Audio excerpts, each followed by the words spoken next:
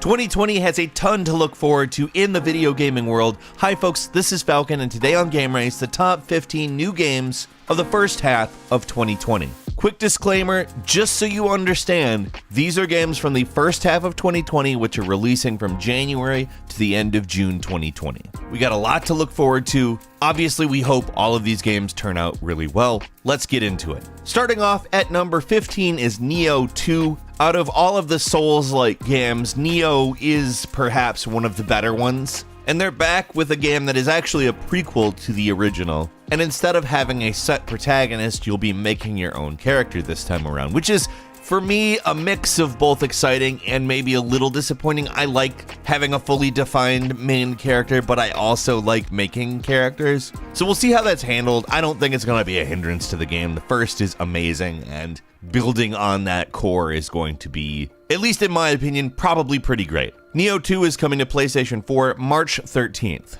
At number 14 is Dreams, the game creation system that Sony is putting out on the PlayStation 4, although I have to imagine it will also be part of the PlayStation 5 strategy on account. This is really kind of an amazing thing. From just an art perspective, there's a pretty amazing amount of stuff that's possible in this. You can use the Move controllers to sculpt. You make game logic. I've seen so many different types of games made in the prototype by users who are already using it. There's, for instance, a couple of pretty amazing FPS demos. Honestly, I think that we're going to see a lot of really amazing stuff out of this thing, and I'm certainly going to get a hold of it when it comes out. Speaking of the release date, Dreams comes out on the PlayStation 4 Valentine's Day, February 14th. And at 13 is Animal Crossing New Horizons.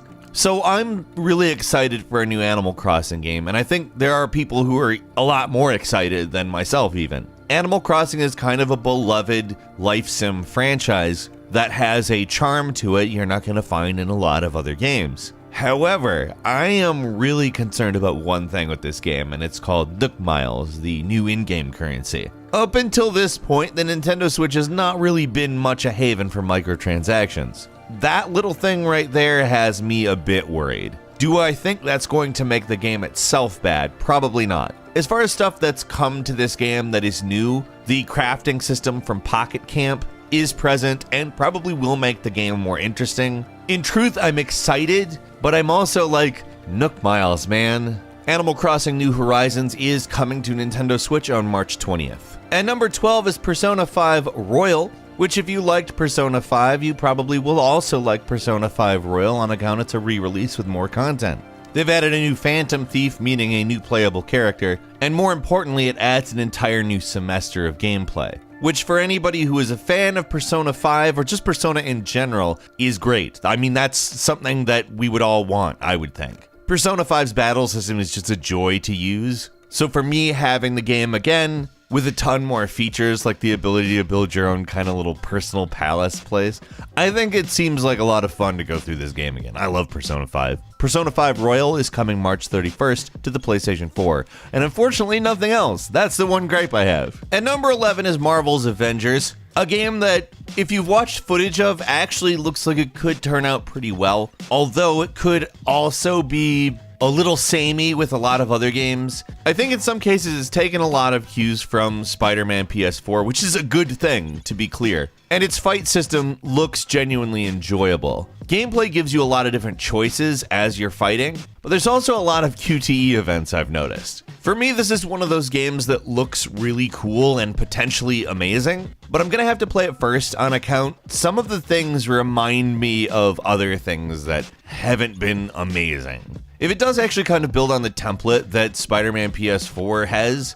that it does feel like it tries to do in a lot of areas, specifically combat. What I've watched of combat looks fun and kinetic, and like when you're Natasha Romanoff / Black Widow, for instance, you can switch between guns, clubs. She's got a lot of different actual moves. It looks enjoyable. I really want to play it first, though. I have a worry that the QTE to actual gameplay ratio isn't great, particularly for what is apparently an action game, but we'll see. Regardless, I am actually still excited for the game, which is saying a lot, to be frank. The combat actually does look really enjoyable to me, and playing as these characters in a game that gives you fun, enjoyable combat seems like it might not be a bad idea. Marvel's Avengers is hitting PlayStation 4, Xbox One, PC, and Stadia on May 15th. At number 10 is Dragon Ball Z Kakarot, which is an open-world RPG retelling of the Dragon Ball Z story. I am super excited for this game. In all honesty, the more I read about it, the more I think that it's going to be great. Obviously, the Bandai Namco published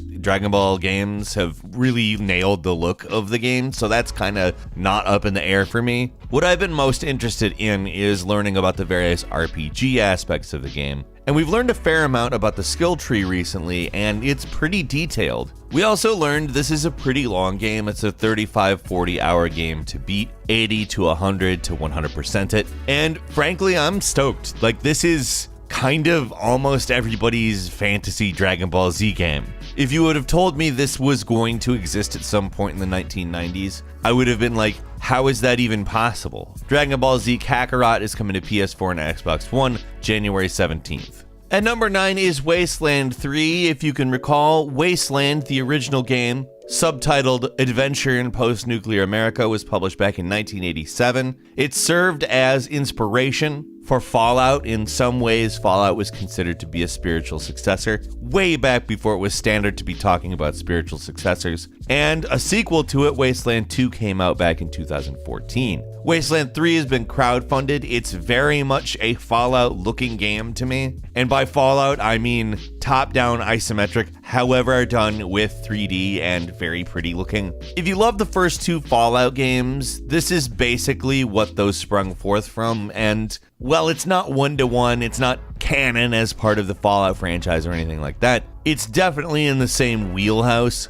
Wasteland 3 is coming to Xbox One, PlayStation 4, Windows, and it's coming on May 19th. At number 8 is One Punch Man, a hero nobody knows, which is a 3D arena fighting game, which, considering what One Punch Man is, that's pretty cool. The fighting takes place with two teams of 3. It's kind of interesting because One Punch Man, if you know anything about it, the main character can't be defeated except for by himself. Otherwise, he's invincible. So if you select him as part of your team, he's actually quite late to the fight, which means the team will be smaller and at a disadvantage until he shows up, when they will be at an advantage. Now, if both teams have one, it's obviously an even fight. Honestly, it's kind of a cool asynchronous way of making the game interesting, and I'm looking forward to seeing how it plays out. One Punch Man, a hero nobody knows, is coming to PlayStation 4 and Xbox One February 28th. At number 7 is Ori and the Will of the Wisps, a continuation, obviously, of Ori and the Blind Forest, a phenomenal platforming game. I realize this isn't something to be particularly excited about, but I am particularly excited about it. They've added auto-saving to this game, and I'm just like, yes, thank you. They've also implemented some ideas from other games like Hollow Knight, dropping the upgrade system for a shard system that, for all intents and purposes, is the charm system from Hollow Knight. This game looks like it's going to be scaled up. The adventure is centered around the world beyond the forest, which implies it's bigger. I'm excited for this. I'm always excited for Metroidvanias that are vaguely competent looking, but we already know that the first was amazing, so I'm there pretty much automatically. Ori and the Will of the Wisps is coming to Xbox One and Windows on March 11th. At number 6 is the Final Fantasy VII Remake. This is the big one, folks. For JRPG nerds the world across, this is an action RPG that aims to retell the story with what seems like more detail to me. There are a couple of different battle systems in place. Both sound fairly interesting to me. One is more of a straightforward action battle system.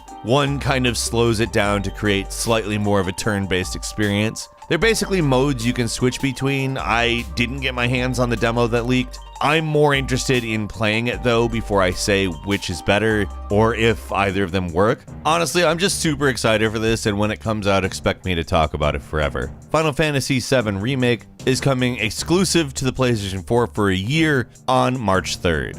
At number 5 is Doom Eternal, what is frankly an amazing reboot to the Doom franchise in Doom 2016, is obviously deserving of a sequel. It's getting it this year. We're stoked. It's not that far away. It seems like they're taking a similar approach to the original Doom and Doom 2 in that they're creating the same game but much bigger. It is canonically set sometime after the 2016 reboot. Honestly, there's 3 words that I have to say that totally sum up my opinion on this game. Grappling, hook, shotgun. Frankly, it's id Software's to screw up at this point. I'm sure this is going to be great. It's coming to PC, PS4, Stadia, and Xbox One on March 20th. At number 4 is Half-Life Alyx.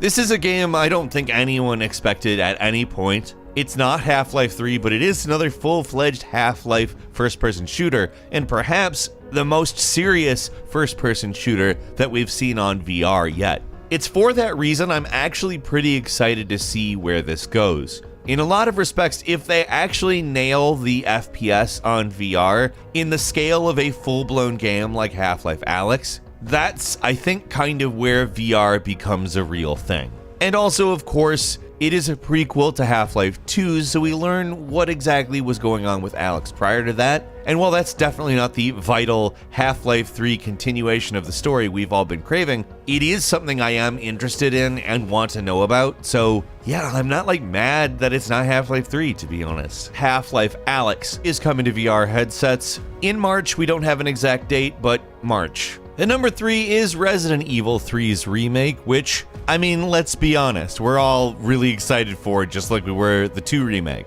My guess is that they've been working on this in a smaller capacity parallel to the 2 remake because it's using a lot of 2's technology. It adopts the same gameplay mechanics as the 2 remake, and it basically does exactly the same thing that Resident Evil 3 did. Takes place some before and some after Resident Evil 2. I don't know a lot to say other than I'm so ready to play this game. Resident Evil 3 is great. In fact, my favorite Resident Evils are the first 3. And these remakes, updating, streamlining, and modernizing elements in a tasteful and really well thought out way, it's a no-brainer. Of course I'm there. Resident Evil 3's remake will be hitting on PlayStation 4, Windows, and Xbox One April 3rd.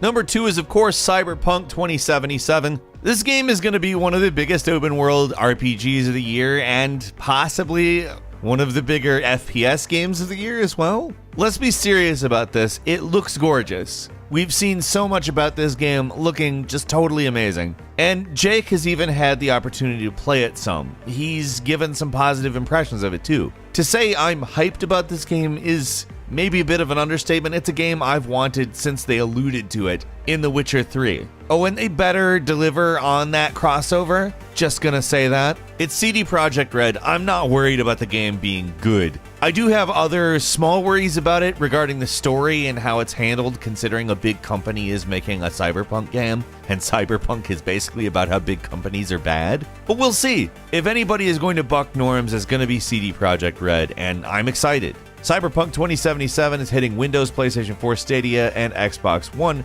on April 16th. And finally, at number 1, The Last of Us Part 2. This is a really big half year for gaming. Going through this list has got me really stoked. Last of Us was just a triumph in video game storytelling and gameplay. It's just such a cool game. It pulled so many ideas together into just this one cohesive, beautiful, sad, emotional, scary experience. The fact they're making a second one continuing this story is 100% exactly what I've wanted since I was done with this game. I'm just super excited to see where the world is at this point, where the characters are, how they're handling the apocalypse. It's just so exciting to be dunked back into the Last of Us world. And it's only a few months before we do that. The Last of Us Part 2 is hitting on PlayStation 4 May 29th. Are you as excited for this half of the year as I am? There's so many big names, big games coming out. Leave us a comment. Let us know what your most anticipated game is, what you're thinking about. And if you like this video, please click like. If you're not subscribed, now's a great time to do so. We upload brand new videos every day of the week. The best way to see them first is, of course, a subscription. So click subscribe and don't forget to click the notification bell. As always, we thank you very much for watching this video. I'm Falcon. You can follow me on Twitter at Falcon the Hero, and we'll see you next time right here on Game Ranks.